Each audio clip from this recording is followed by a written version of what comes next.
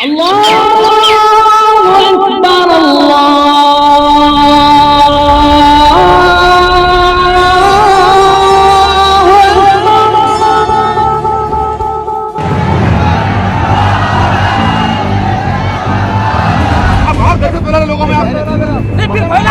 नमाजा खत्म नहीं हुआ अभी।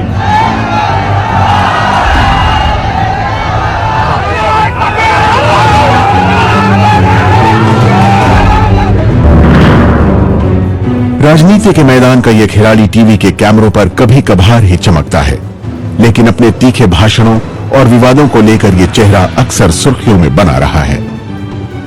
हिंदुस्तान पर अगर कोई आंख उठा के देखेगा तो हिंदुस्तान के 14 करोड़ मुसलमान उसकी आंख में उसकी गर्दन को काट देंगे।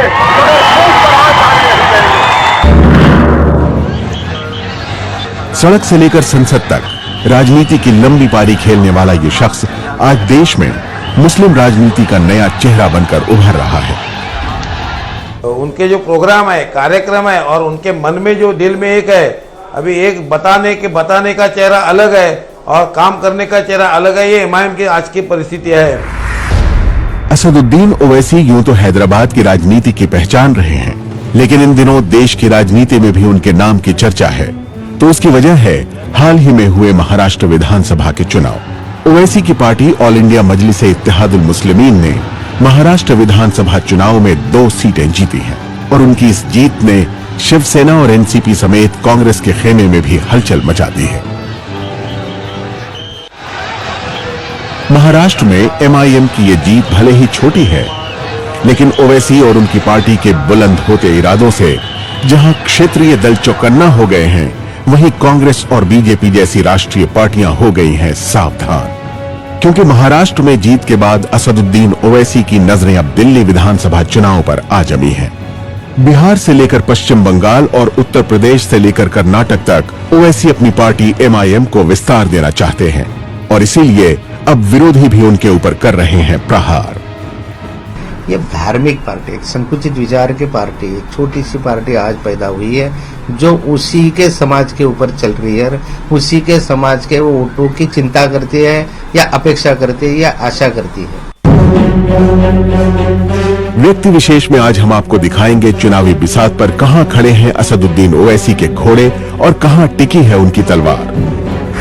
साथ ही पड़ताल इस बात की भी करेंगे कि क्या है एमआईएम का भूगोल और उसका पूरा इतिहास।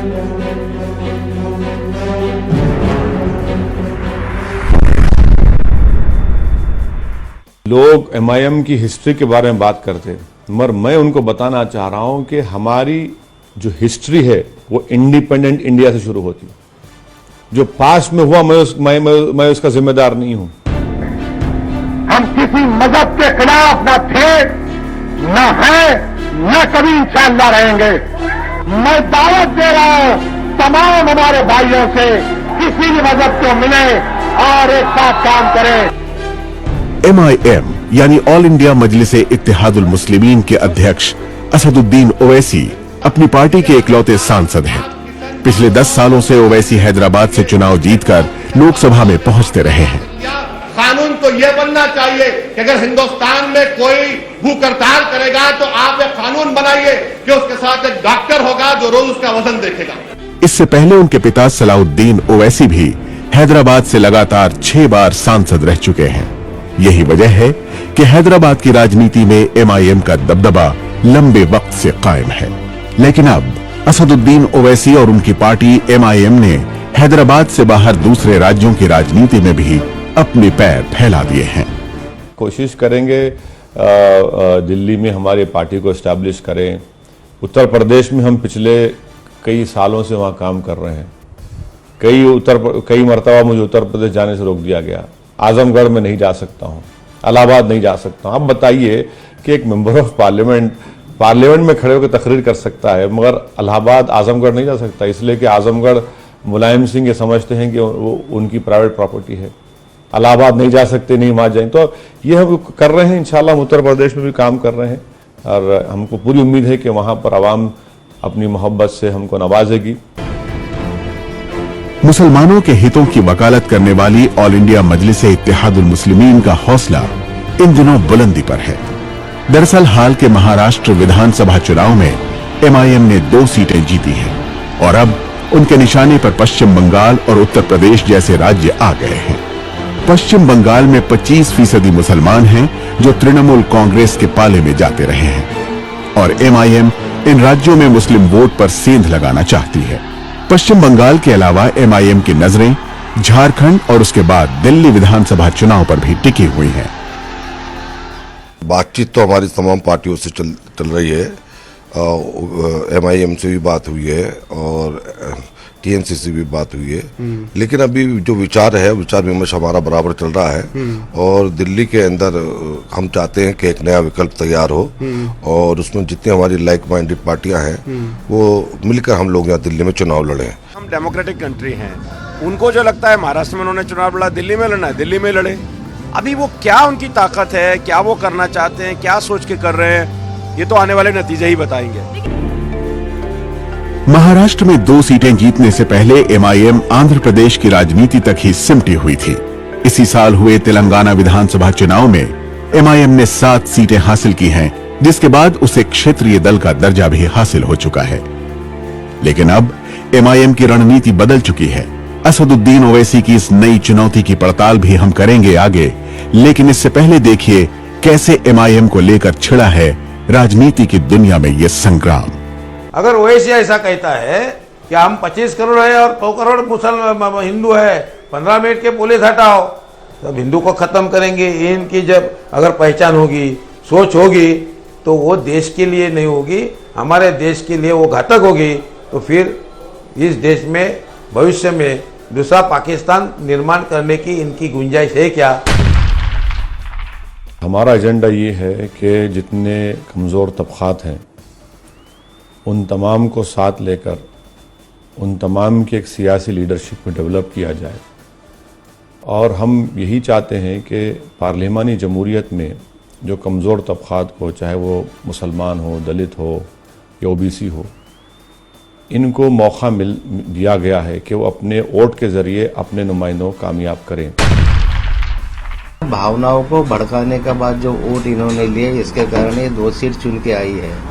अगर यही सीट दूसरे समाज में, दूसरे क्षेत्र में जहां माइनॉरिटी कमाइया नहीं है, ऐसे क्षेत्र में अगर चुन के आते थे तो मैं मानता था कि ये एक सर्वव्यापी संस्था जिनको चुन के दी है और एक देश में नए पार्टी का एक उदय हुआ है।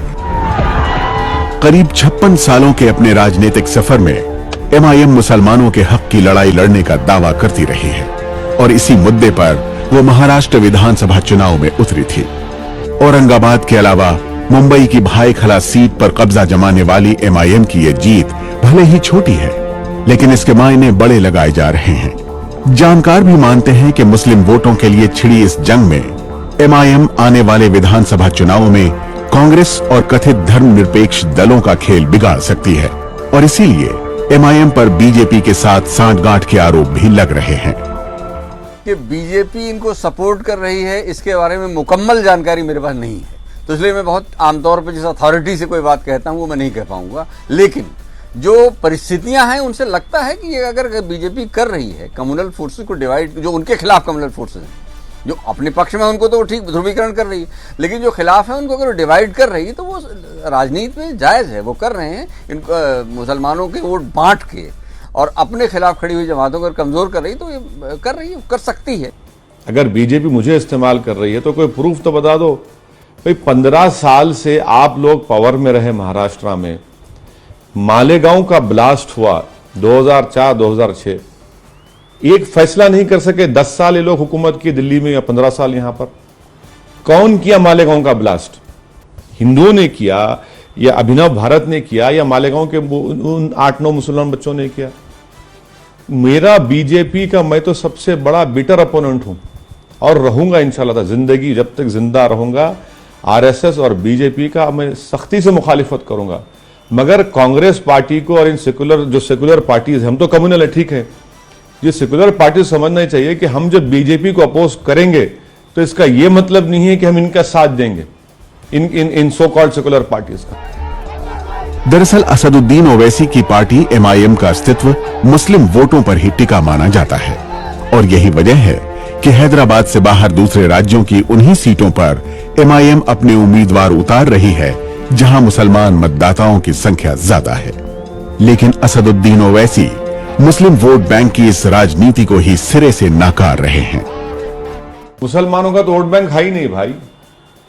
मैं तो नरेंद्र मोदी को मुबारकबाद दिया पार्लियामेंट में कि आपने अच्छा किया जो मुस्लिम वोट बैंक के इस मिथ को आपने तोड़ दिया, क्योंकि लोग समझते मुस्लिम कहां है मुस्लिम वोट बैंक। हम तो हमेशा कहते आ रहे कि 1956 से एक मेजॉरिटी वोट बैंक है, मुस्लिम वोट बैंक तो था ही नहीं कभी।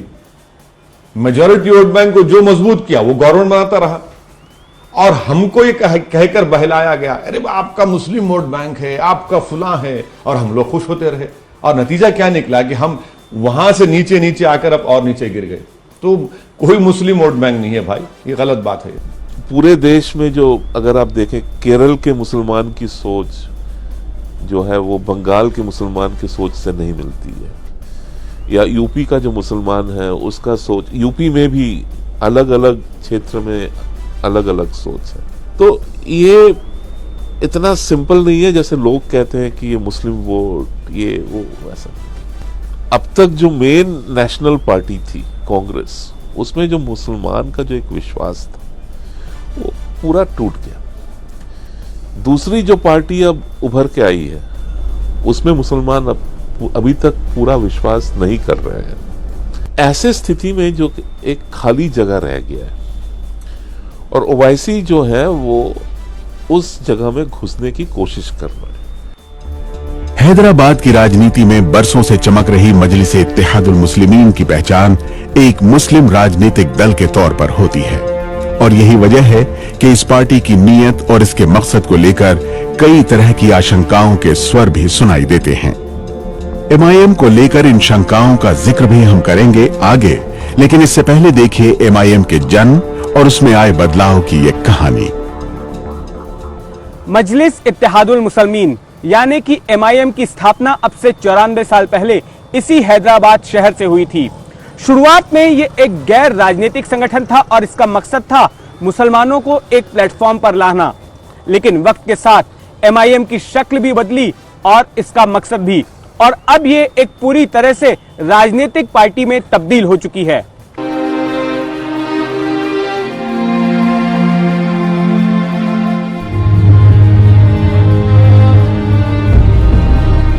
ये दास्तान उस दौर की है जब देश को आजाद होने में 20 साल बाकी थे।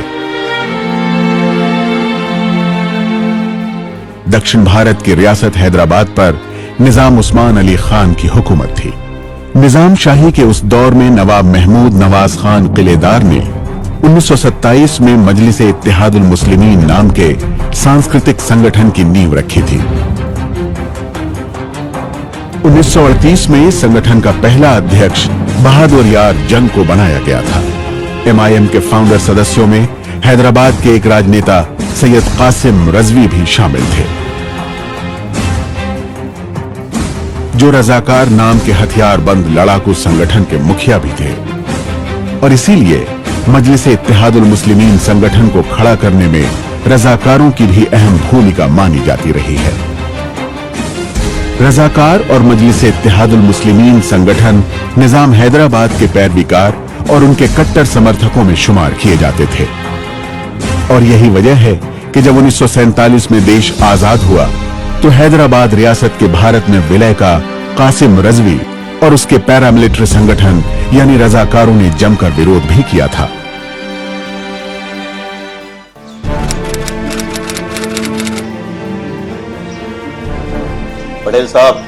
पटेल साहब, निजाम की मांगों को न माना गया तो रियासत में हिंदुओं के लिए मुश्किलें आ सकती।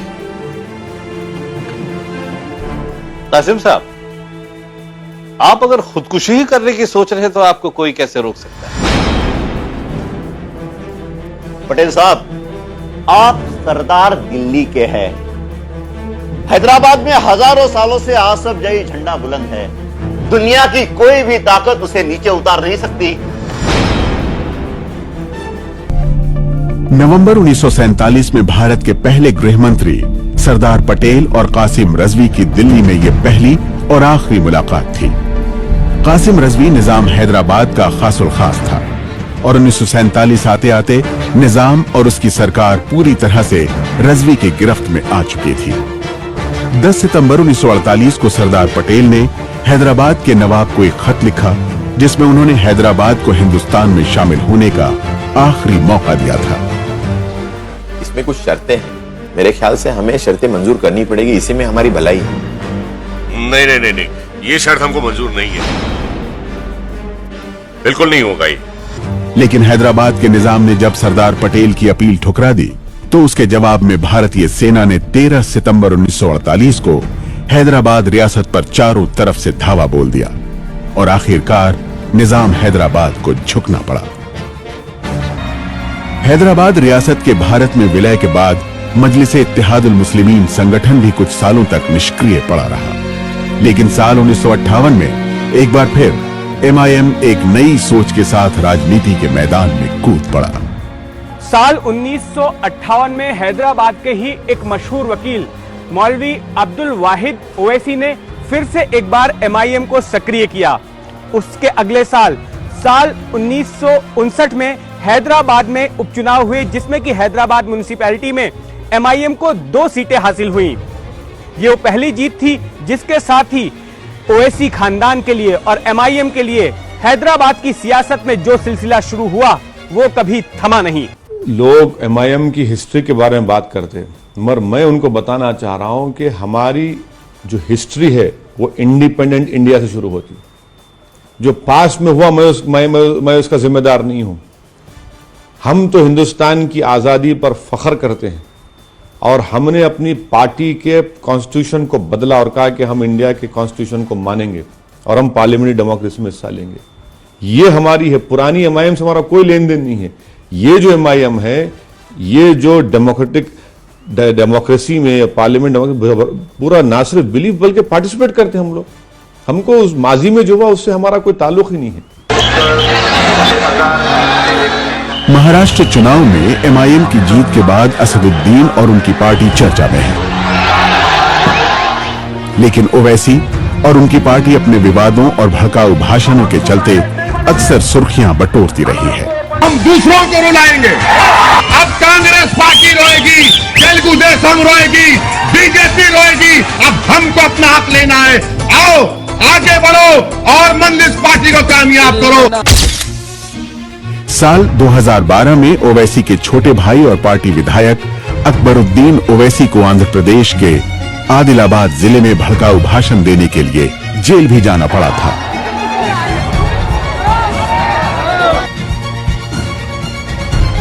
अकबरुद्दीन का वो विवादित भाषण आज भी उनका और उनकी पार्टी मजलिस इत्तेहादुल मुस्लिमीन का पीछा नहीं छोड़ रहा है।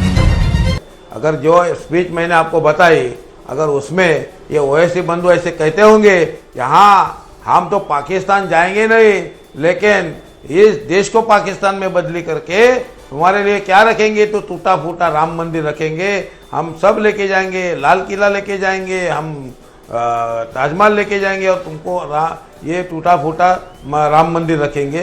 ये जो उनकी लाइन ऑफ एक्शन है सोचने की, ये देश के लिए हानिकारक है। वो जो स्पीचेस हैं वो सब्जुडिस हैं और जब उनके ऊपर केस बुक किया गया था, अकबरुद्दीन ओवैसी अपना इलाज करवाने के लिए लंदन गए थे। वो खुद वापस आए, सरेंडर किया अपने आप को। 1.5-2 महीने वो जेल में थे, कोर्ट ने उनको बेल दिया, वो बेल पे निकले। अब हम मीडिया के जरिए ये उनको कन्विक्शन कर देंगे, गलत बात है। कोर्ट का फैसला आने दीजिए।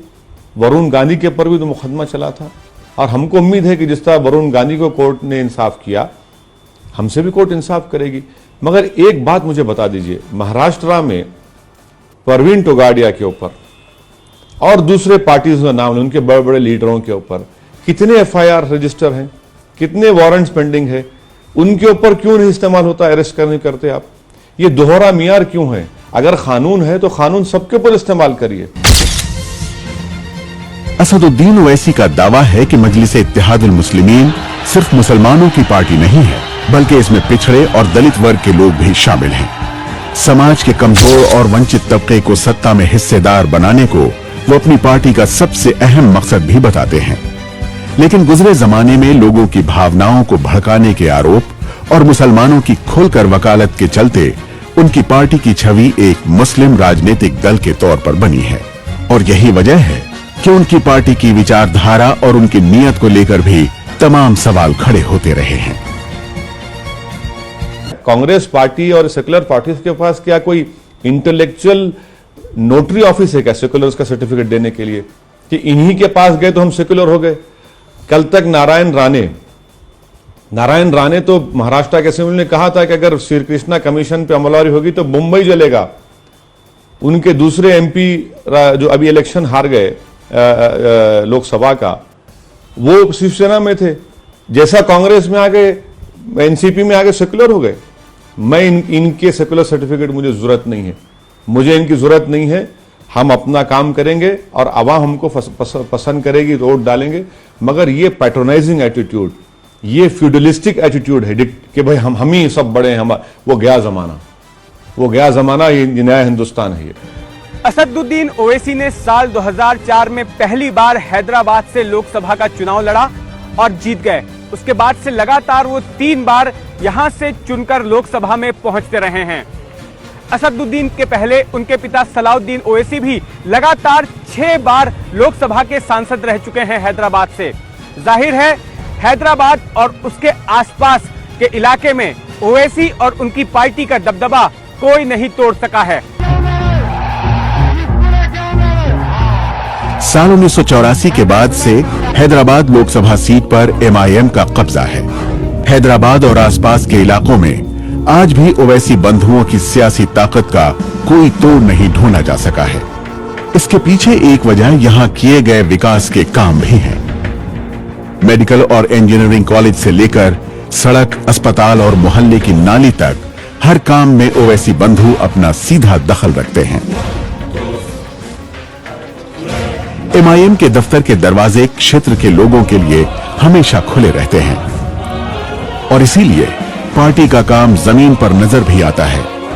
लेकिन विकास की इस राजनीति के साथ साथ MIM का एक दूसरा विवादित चेहरा भी लोगों के सामने आता रहा है, जिसने हमेशा उसकी नीयत और उसके मकसद पर सवाल खड़े किए हैं। और सबसे बड़ा सवाल तो यह है कि मुसलमानों की हक की वकालत करने वाली MIM का क्या देश के मुसलमान भी साथ देंगे?